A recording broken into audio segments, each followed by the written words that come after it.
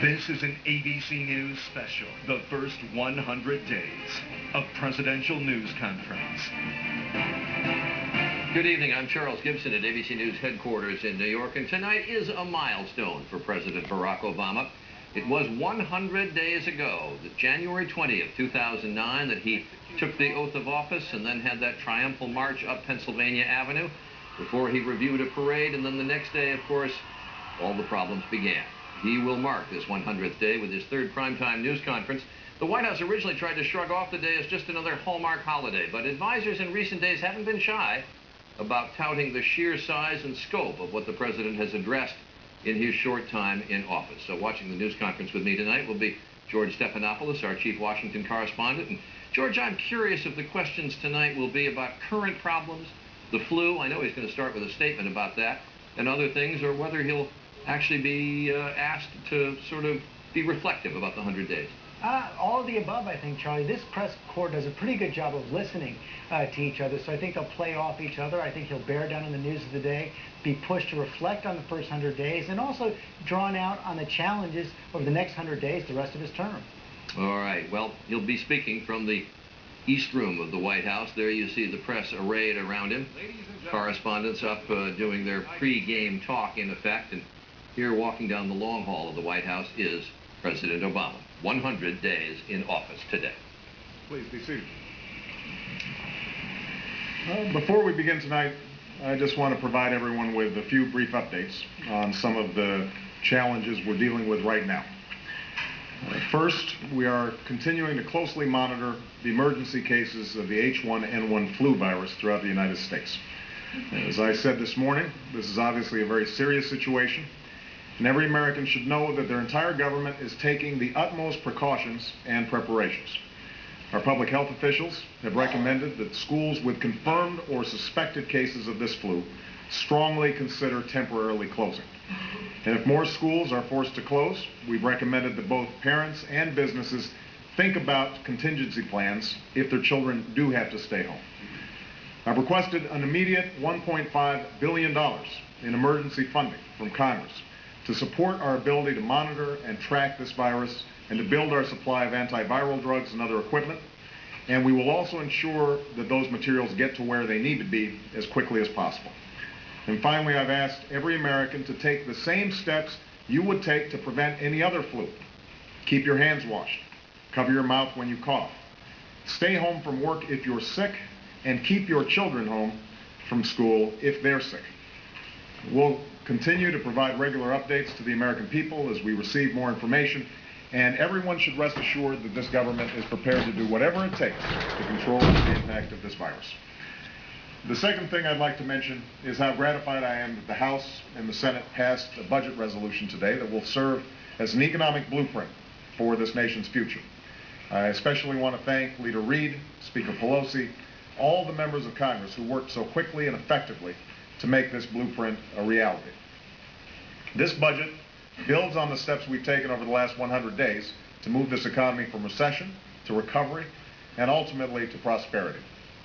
We began by passing a Recovery Act that has already saved or created over 150,000 jobs and provided a tax cut to 95% of all working families.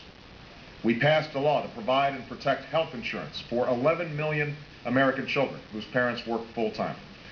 And we launched a housing plan that has already contributed to a spike in the number of homeowners who are refinancing their mortgages, which is the equivalent of another tax cut. But even as we clear away the wreckage of this recession, I've also said that we can't go back to an economy that's built on a pile of sand, on inflated home prices and maxed out credit cards, on over-leveraged banks and outdated regulations that allow recklessness of a few to threaten the prosperity of all. We have to lay a new foundation for growth, a foundation that will strengthen our economy and help us compete in the 21st century. And that's exactly what this budget begins to do. It contains new investments in education that will equip our workers with the right skills and training, new investments in renewable energy that will create millions of jobs and new industries, new investments in healthcare that will cut costs for families and businesses, and new savings that will bring down our deficit. I also campaigned on the promise that I would change the direction of our nation's foreign policy and we've begun to do that as well. We've begun to end the war in Iraq, and we forge, with our NATO allies, a new strategy to target al-Qaeda in Afghanistan and Pakistan. We have rejected the false choice between our security and our ideals by closing the detention center at Guantanamo Bay and banning torture without exception. And we've renewed our diplomatic efforts to deal with challenges ranging from the global economic crisis to the spread of nuclear weapons. So, I think we're off to a good start. But it's just a start. I'm proud of what we've achieved, but I'm not content. I'm pleased with our progress, but I'm not satisfied. Millions of Americans are still without jobs and homes, and more will be lost before this recession is over.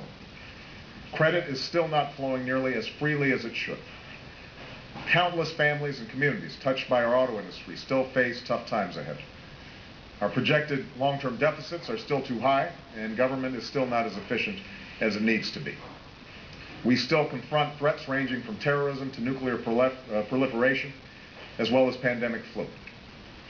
And all this means you can expect an unrelenting, unyielding effort from this administration to strengthen our prosperity and our security in the second 100 days, and the third 100 days, and all the days after that. You can expect us to work on healthcare reform that will bring down costs while maintaining quality, as well as energy legislation that will spark a clean energy revolution. I expect to sign legislation by the end of this year that sets new rules of the road for Wall Street, rules that reward drive and innovation, as opposed to shortcuts and abuse. And we will also work to pass legislation that protects credit card users from unfair rate hikes and abusive fees and penalties. We'll continue scouring the federal budget for savings and target more programs for elimination. And we will continue to pursue procurement reform that will greatly reduce the no-bid contracts that have wasted so many taxpayer dollars. So we have a lot of work left to do. It's work that will take time, and it will take effort. But the United States of America, I believe, will see a better day. We will rebuild a stronger nation, and we will endure as a beacon for all those weary travelers beyond our shores who still dream that there's a place where all this is possible. I want to thank the American people for their support and their patience during these trying times, and I look forward to working with you in the next 100 days and the 100 days after that, all the hundreds of days to follow, to make sure that this country is what it can be. And with that, I will start taking some questions, and I'll start with you, Jennifer.